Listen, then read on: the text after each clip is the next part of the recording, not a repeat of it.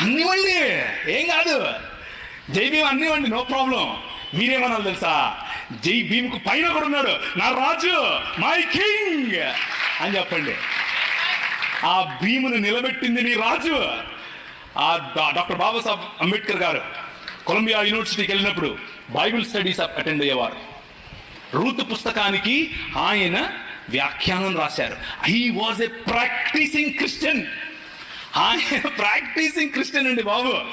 ఆయన ఒకరోజు 3 లక్షల మందితో కలిసి నేను బాప్టిజం తీసుకుంటాను అని చెప్పి ముందుకు వచ్చి మన మెథడిస్ట్ సంఘంలో ఉన్నటువంటి బిషప్ గారికి చెప్తే, బిషప్ గారు దానికి కావాల్సినటువంటి పనులన్నీ, వసతులన్నీ ఏర్పాటు చేసుకునే క్రమంలో నెహ్రూ గారు ఫోన్ చేసి, ఏంటండి మీరు ఇలా చేస్తున్నారంట, ఇలా చేస్తే మీకు ఈ పొలిటికల్ అపోజిషన్ ఎక్కువైపోతుందని చెప్పైతే మనోళ్ళు మాకొద్దండి, మీరు పొలిటికల్ కన్వర్షన్ అంట మాకొద్దు అని చెప్పి నెహ్రూ గారి ఒత్తిడికి లొంగారు. ఒక పక్క ఇంకొక ఆయనేమో గోసి కట్టుకుని నిరాహార దీక్షకెళ్ళాడు. ఏమని, నువ్వు వెళ్తే ఏ మతానికైనా వెళ్ళు, కానీ క్రైస్తవానికి వెళ్ళొద్దని. ఆయన నన్ను అత్తే నాకేంటి, నేను యేసు ప్రభువుని అనుసరిస్తా అని చెప్పాడు.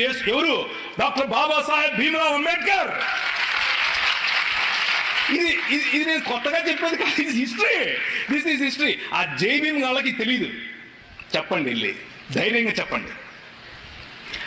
ఆయన మనము కాదంటే, మనము చీత్కరిస్తే, మేము మిమ్మల్ని ఆహ్వానించము అని చెబితే ఆయన అన్నాడు, నువ్వు ఓడరా నన్ను ఆహ్వానించేదే, నేనే కొత్త మతం పెడతానని చెప్పి బౌద్ధంలోకి వెళ్ళి బౌద్ధంలో కొత్త మతం స్థాపించాడు. ఆ మతం ఏంటనుకుంటున్నారు? క్రైస్తవమే. బౌద్ధంలో కులం ఉంటుంది. బౌద్ధంలో అనేక రకాలైనటువంటి, ఇప్పుడు వజ్రయాన తీసుకోండి, మహాయాన తీసుకోండి, హీనయాన, అన్ని యానాల్లో కూడా వేరు మత సంబంధమైనటువంటి పనులు ఉంటాయి.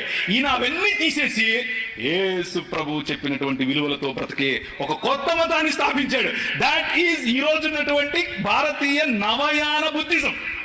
అది ఇంకేదో కాదు, క్రైస్తవమే. కాకపోతే వాళ్లకు క్రీస్తు తెలియదు, విలువలు మాత్రం తెలుసు. నీ పని,